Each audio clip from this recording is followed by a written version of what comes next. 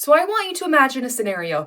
You're working at the front desk, it's a very busy day, you call over your next guest, they approach you, and in a thick accent they say, "Sorry, I don't really speak, insert your language here, very well. Do you speak insert their language?" And in this scenario, no, you don't speak their language.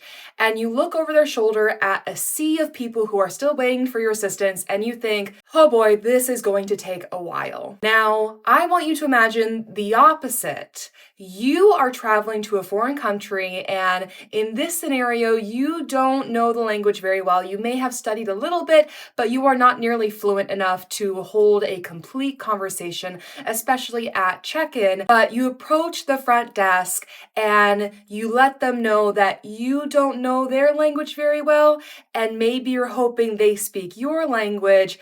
And the front desk agent shakes their head. And how are you hoping that this interaction is going to go? How are you hoping that the front desk agent is going to treat you? Are you hoping that they're going to treat you with patience and understanding and kindness, or with frustration and, at worst, downright hostility? I recently got back from traveling to Japan, and I have been wanting to go to Japan for a very long time. And if you want to hear about my whole trip, I have made a 45-minute long video talking about every single day of the trip. But I did promise that I would talk about the hospitality lessons that I learned after going to Japan. I have had the privilege of traveling abroad before Japan, and I even was able to study abroad for a semester in college, but that was all before my career in the hospitality industry, so I wasn't necessarily looking at those experiences through the lens of a hospitality worker like I was when I was in Japan. And boy, did I learn some really good lessons when I was there. I knew enough Japanese to get around, but I probably knew less than the average toddler in Japan. When I was there, I relied mainly on signs, Google Image Translate, and the kindness of the locals. And when there, I learned and or confirmed two major lessons in approaching language barriers. My career in hospitality has always been in Orlando, Florida, which many of you know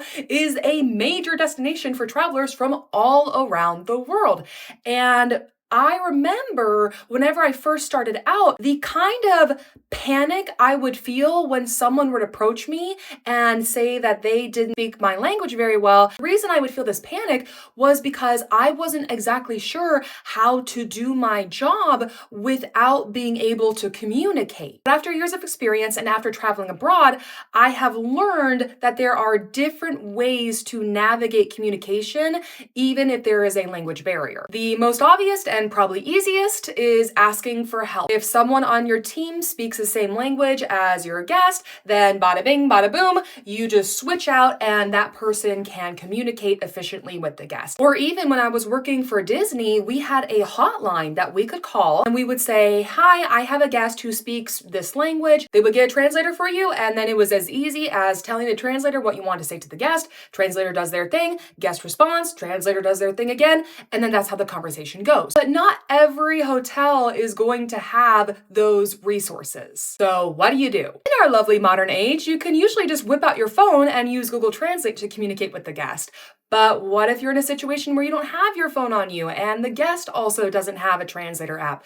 Well, I remember at first I was nervous to simplify my language to talk to the guest because for some reason I had it in my head that using simpler words would somehow be considered rude or condescending or at the absolute worst racist. But again, after my experiences in the industry and after my experience traveling to Japan, it's so helpful. Please, if you are in a scenario where you don't have any resources at your disposal to easily communicate with the guest and you are relying on just speaking to them, please use simpler words. For example, instead of looking at the guest and saying, "Okay, so your room is going to be on the other side of the resort. You need to walk down this path, and then it's your building to your right." Instead of overwhelming them with a bunch of filler words, you can simplify your language and tell them, "Your room, down path, building 5. And all that body language I just did is the second lesson I learned. Oh my gosh, body language was a lifesaver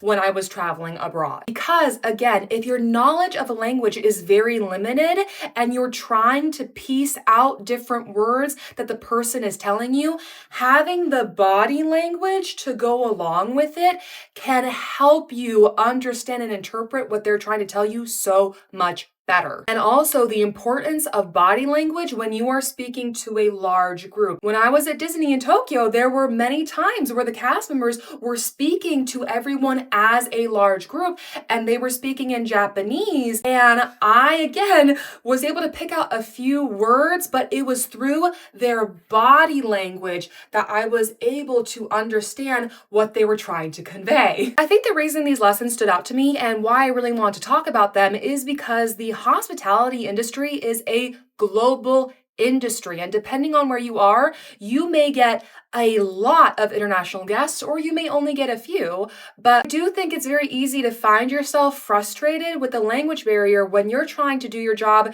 as efficiently as you possibly can, but it's important to put yourself in their shoes. Yes, it's very easy to say, well, just learn the language before you go somewhere. But there are a lot of languages around the world, and you can learn as much as you can of a language and still not necessarily be fluent before you travel. So please appreciate the people who do put in an effort to try to learn your language, but also understand that languages are very hard to learn.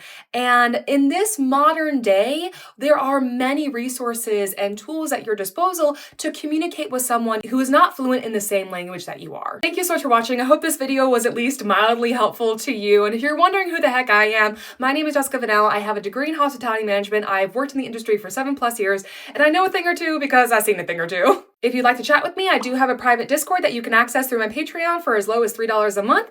I hope you have a great day. Take care. Bye!